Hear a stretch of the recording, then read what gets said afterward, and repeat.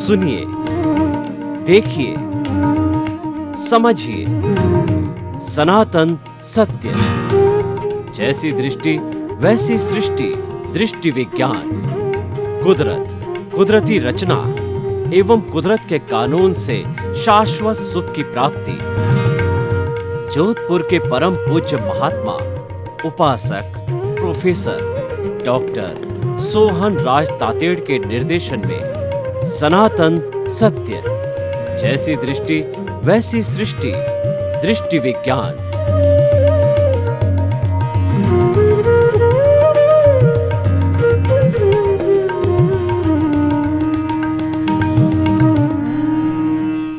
भाई और बहनों, मातृशक्ति को नमन। आज का हमारा बहुत ही सुंदर विषय है पुरानी पीढ़ी और नई पीढ़ी का तालमेल।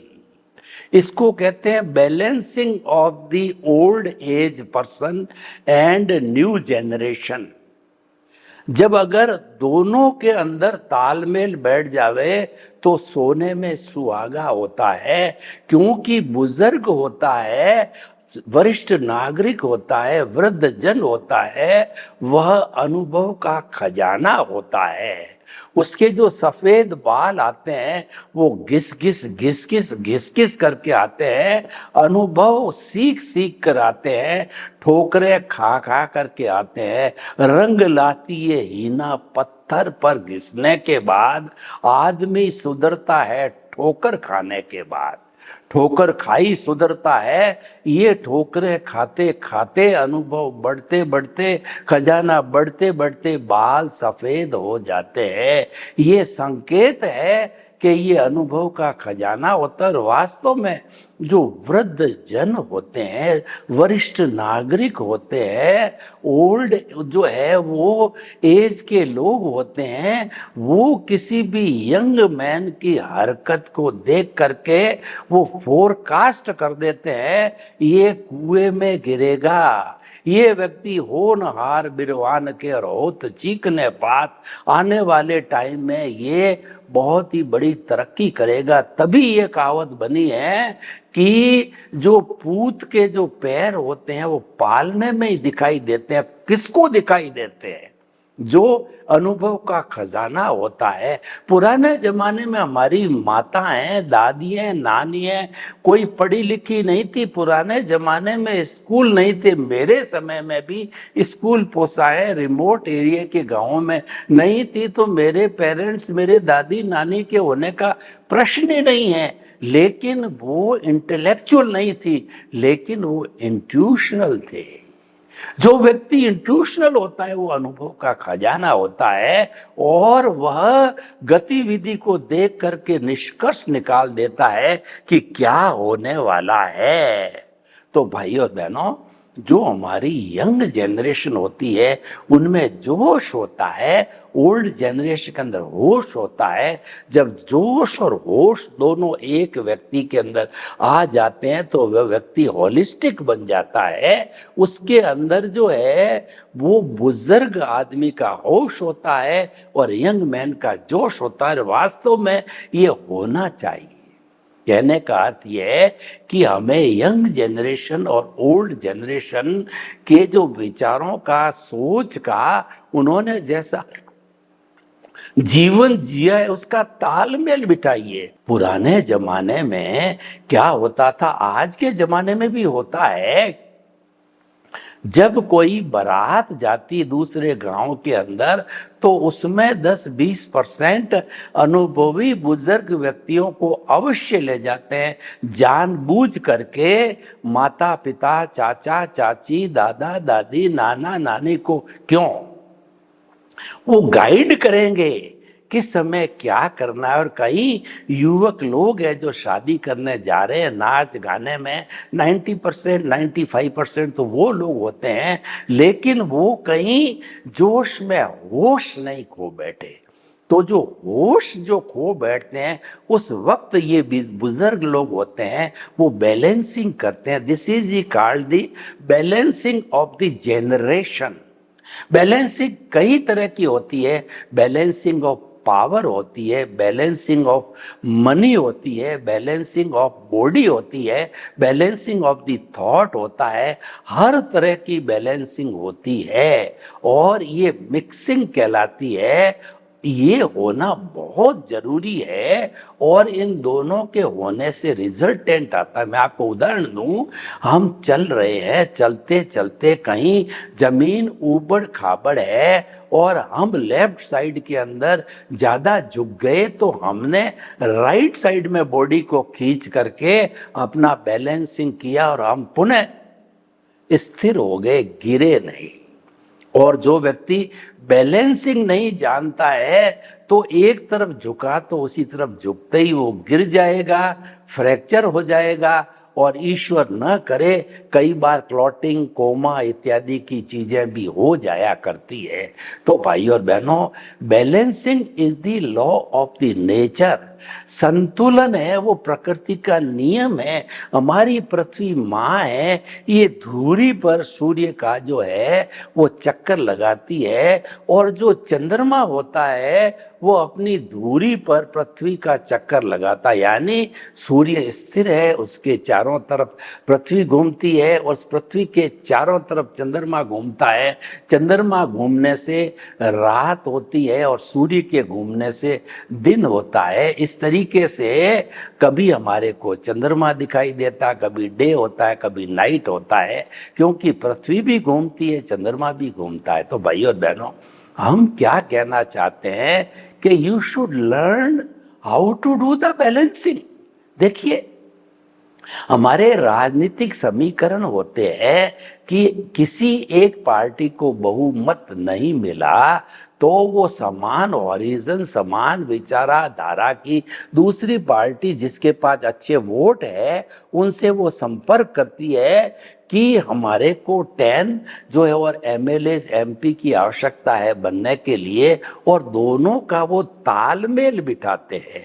दोनों व्यक्ति अगर सेवा माइंडेड होते हैं तो किसी तरह का वो कहना चाहिए कि दुरुपयोग नहीं करते हैं, सेवा करना चाहते हैं, तो वो मान जाते हैं कि ये 90 लोग हैं और हम 10 मिले हैं तो 10% ही हमारा हक बनता है। तो जो भी उनको देते हैं, मंत्री बनाना है, उपमंत्री बनाना है, वो मान्य कर लेते हैं। समझदारी होती है और ये की जानी चाहिए, इसको सदुपयोग बोलते हैं। लेकिन जो लोग अपना दुरुपयोग करना चाहते हैं वो सौदेबाजी करते हैं, उनको खरीदा जाता है और वो मंत्री 10 में से 5 कहते हैं हमको 5 को मंत्री बनाओ। जब करें वो तो एक मजबूरी हो गई और ऐसी सरकार चलती नहीं है, क्योंकि दबाव से कोई भी काम लंबे समय तक नहीं चलता है। अगर आपके दिमाग के अंदर लंबे समय तक दबाव है, जिसको हम टेंशन कहते हैं, स्ट्रेस कहते हैं, स्ट्रेन कहते हैं, तो आपके मनोकायिक बीमारी अवश्य होगी, साइकोसोमेटिक डिजीज आपको अवश्य होगी। उससे हमको दूर रहना, हमको स्वस्थ बैलेंसिंग करनी है। आप परिवार में जीते हैं, उसके अंदर सभी वर्ग के लोग होते हैं, बच्चे होते हैं, युवा होते हैं, वृद्ध होते हैं, उन सब के बीच में बैलेंसिंग होनी चाहिए। बैलेंसिंग का अर्थ ये हो गया कि हमें हर एक के विचारों को सुनना चाहिए। और महात्मा गांधी ने कहा कि आपके मस्तिष्क की खिड़कियों को खुला रखो ताकि ठंडी ठंडी बयार भीतर आती रहे, सफोकेशन नहीं हो। और उसका अर्थ ये हुआ कि जो भी आपका परिवार है, समाज है, देश है, विश्व है, तो सामने वाला व्यक्ति क्या कहता है उसकी बात को सुनो, बिना सुने कोई निर्णय मत लो। और सुनने में अगर करने में थोड़ा मतभेद है तो मनोभेद नहीं होना चाहिए, उसको सेटल करने की कोशिश करनी चाहिए। उसको कहते हैं बैलेंसिंग। देखिए, जो बुजुर्ग लोग होते हैं उन्होंने टफ टाइम निकाला। मैं मेरी खुद की बात करूं कि मेरा जन्म वहां पर बाड़मेर जिले के ऐसे रिमोट गांव में हुआ जहां बिजली नहीं, मेरे जन्म के समय सड़क नहीं, स्कूल नहीं और मीठा पानी नहीं, खारा पानी था। यानी मूलभूत आवश्यकताएं कुछ भी नहीं थी। हमने कितना टफ जीवन जिया। तो हम जानते हैं कि पानी का क्या मोल होता है। हमारे पुराने उस समय के अंदर टांके हुआ करते थे जिसके अंदर वर्षा के पानी को घी की तरह स्टोर किया जाता था। हर एक अपना अपना कैचमेंट एरिया बना करके उसको स्टोर करते थे और 1 किलो का बड़ा ताला लगाते हैं, क्योंकि जो है बाड़मेर रेगिस्तान जिले में जहाँ खारा पानी है, पुराने जमाने में केवल वर्षा, आजकल तो बहुत सुविधाएं होगी नहरों की, पुराने जमाने में कहा जाता घी तो आप मांग लो, पानी मत मांगला। तो हमारी माता जब जो है अपने सिर पर घड़ा लेके आती थी, खारे पानी का घड़ा अलग और मीठे पानी का घड़ा अलग, और भूल से हम बच्चे थे जो भूल से मीठे पानी को गिरा दिया हमने, तो माता जी सीधी थप्पड़ मारती कि तूने अमृत को गिरा दिया। यानी उसकी वैल्यू, आप वैल्यू समझो। जब व्यक्ति की वैल्यू समझी जाती है तब बैलेंसिंग होता है कि बुजुर्ग अनुभव का खजाना होता है। तो हमारी नई पीढ़ी को उनको सम्मान देना चाहिए, और जो है वो जो नई पीढ़ी है उनको सम्मान देना चाहिए, और पुरानी पीढ़ी को वात्सल्य देना चाहिए। सम्मान और वात्सल्य ये बैलेंसिंग है।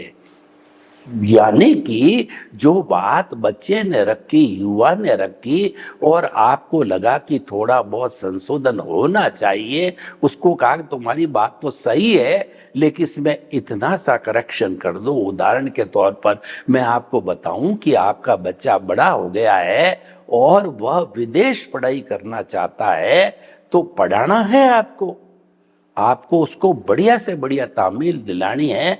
पर आपके एक ही बच्चा है, तो आप देखो कि विदेश चला गया, वहीं उसने शादी कर दी, वहीं वो सेटल हो गया, तो फिर हमारे इस बच्चे का क्या सुख होगा। ये बात आप अनुभव से जानते हो, तो आपने उसको समझाया, देखो तुम अकेले हो, वहाँ चले जाओगे तो हमारे सुख दुख में कौन साथ आएगा, और विदेश में बार बार आ नहीं सकता, तुम भी नहीं आ सकते हो, वीज़ा मिलना इतना सरल नहीं है।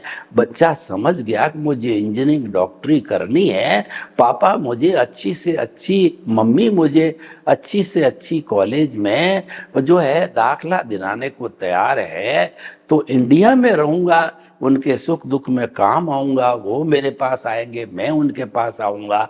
वो बात मान जाता है और उसको बहुत बढ़िया कॉलेज के अंदर जो top of the India college में कराया। This is the balancing. तो आप चीज के मेरिट्स डीमेरिट्स को समझाओ, केवल आग्रह नहीं होना चाहिए। देखिए ये तालमेल कब होता है, आग्रहीन गहन चिंतन का द्वार हमेशा खुला रहे। अपनी बात थोपो मत किसी से, उसको समझाओ कि इसमें तुम्हारा भला है और इसमें तुम्हारा भला नहीं है। अगला जब समझ जाता है तो रास्ता निकल जाता है और बैलेंसिंग हो जाती है, क्योंकि किसी व्यक्ति के अंदर परिवर्तन ला करके उसको समझा बुझा करके कन्विंस करके, और वरना आप तो यही कहते रहो कि हमारे जमाने के अंदर पैसे की इतनी वैल्यू था, हम इतनी बचत करते थे, वो जमाना था। आज बच्चों, आज पैसे की वैल्यू नहीं है और आपने अच्छा कमा लिया है और बच्चे भी अच्छा खर्च करते हैं, तो आपको जो है फ्रीडम देनी पड़ेगी। लेकिन फ्रीडम वैसी नहीं होनी चाहिए कि बच्चा बिगड़ जाए।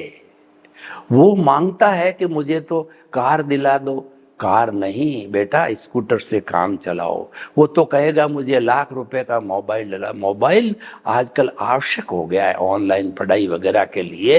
10,000 का भी मोबाइल आता है, वही फंक्शन करता है जो 1,00,000 का करता है, कुछ अलग अलग प्रोग्राम्स को छोड़ करके। तो ये बैलेंसिंग हो गया। हमें बैलेंसिंग करने से हमारे बीच में टिट्स बिट्स समाप्त होते हैं, मतभेद समाप्त होते हैं, मनोभेद समाप्त होते हैं, एफिशिएंसी बढ़ती है और जीवन जीने का मजा आता है, आनंद आता है।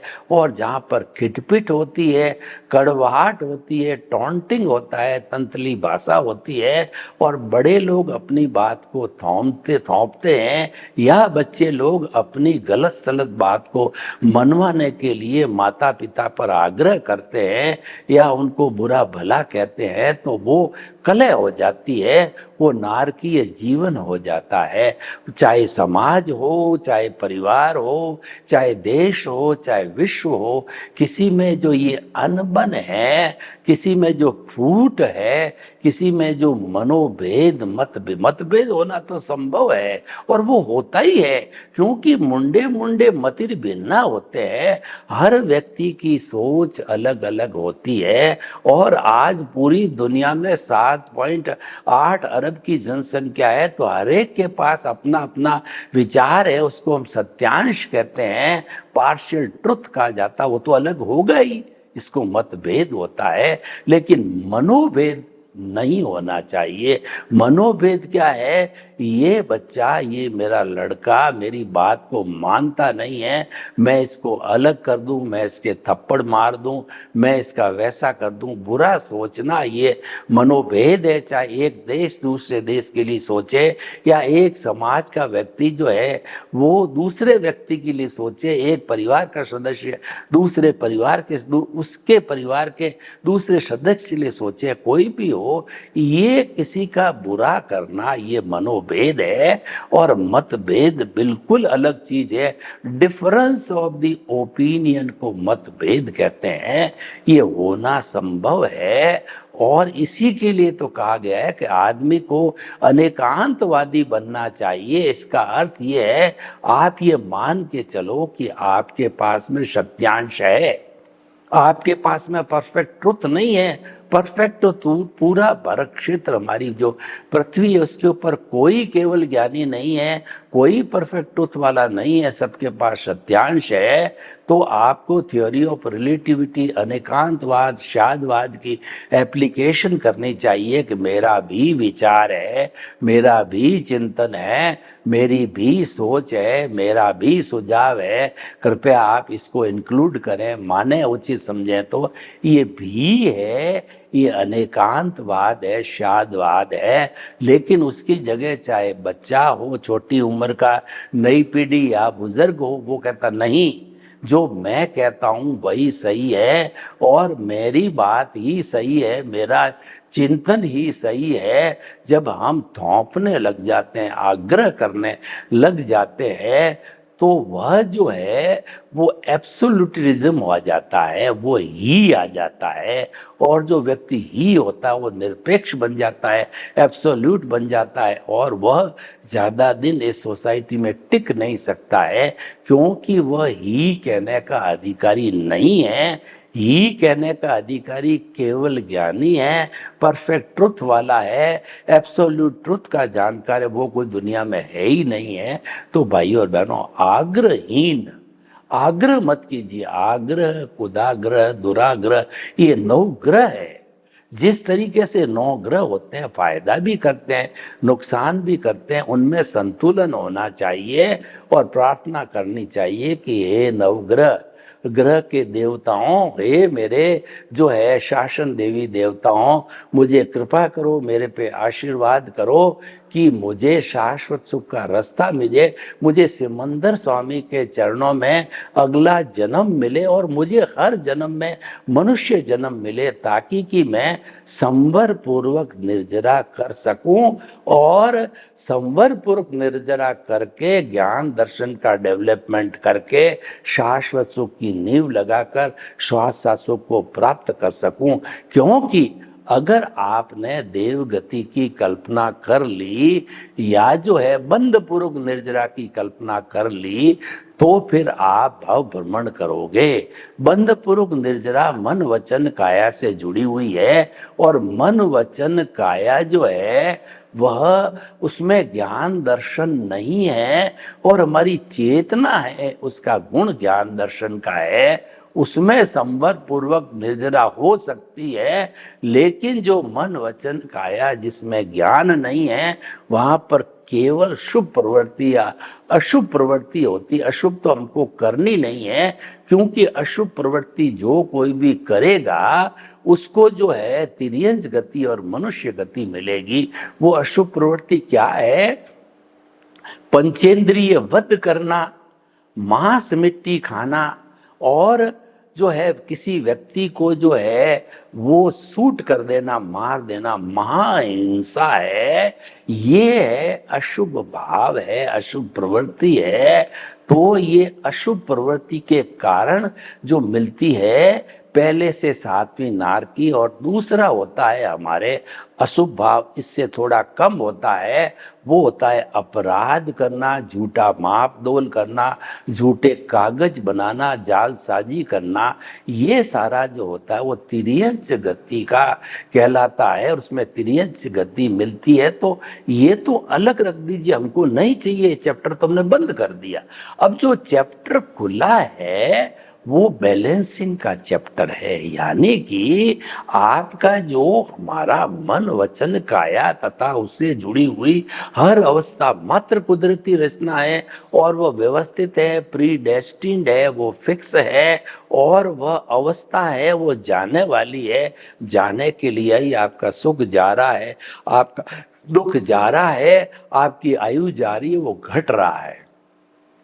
तो भाई और बहनों, ये हमारे को शुभ प्रवृत्ति जो है अगर होती है तो करो आप, हमारे को कोई ऐतराज नहीं है।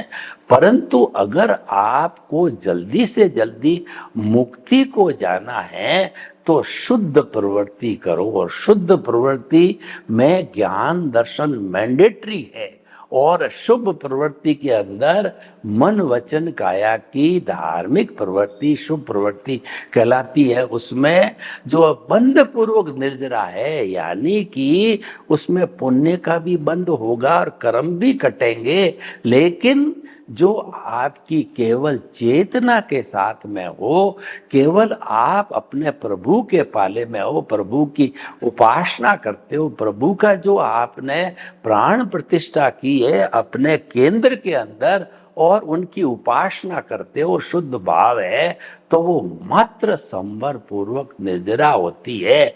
उसके अंदर जो कौज पढ़ते हैं बंध पूर्वक निर्जरा के नहीं पढ़ते हैं, और संवर पूर्वक निर्जरा का अर्थ है कि वो कौज पढ़ेंगे जो मोक्ष के लायक और सहायक होंगे, और बंध पूर्वक निर्जरा में जो कौज पढ़ेंगे वो शुभ प्रवृत्ति के कौज होंगे, वो मनुष्य गति और देव गति के होंगी। तो मैं तो हमेशा प्रभु से प्रार्थना करता हूँ मुझे केवल मनुष्य गति मिले। देखिए, देव गति का मैं अकाउंट खींचूं तो सबसे बड़ी बात है कि देव गति में प्रभु की भजना नहीं होती। देव गति में प्रभु भजन नहीं होता है, क्योंकि उसके अंदर पुण्य इतना हैवी होता है कि उसको जो है भोगते भोगते वह सब प्रभु को भूल जाता है। आपको मैं एक उदाहरण दूं, कोई व्यक्ति के पैसे बढ़ते रहे, जहां लाहा तहां लोभा, जहां लाभ होता है वो लोभ बढ़ता रहता है, उसको प्रभु भक्ति कहाँ याद आती है।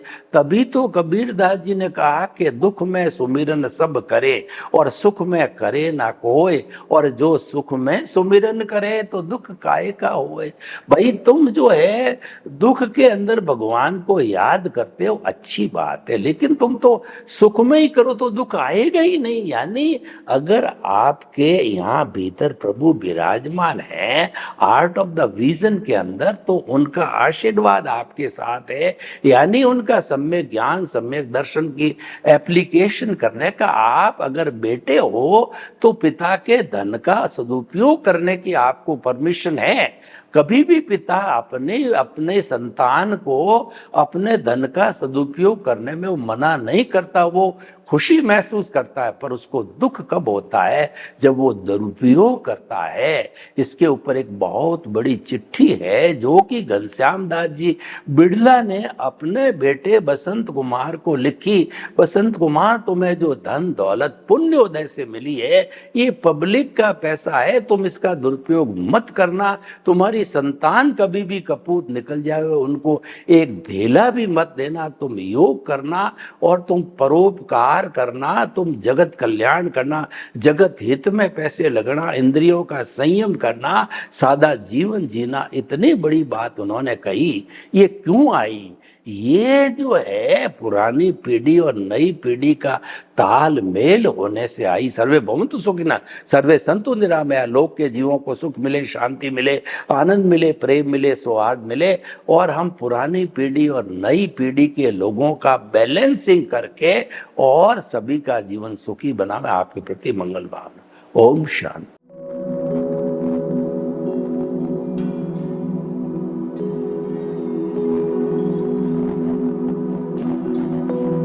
एक ऐसा अंतर्राष्ट्रीय ख्याति प्राप्त मानव जो गुरु प्रेरणा से पिछले 20 वर्षों से वानप्रस्थ जीवन जीते हुए 24 घंटे मानवता की सेवा में संलग्न है।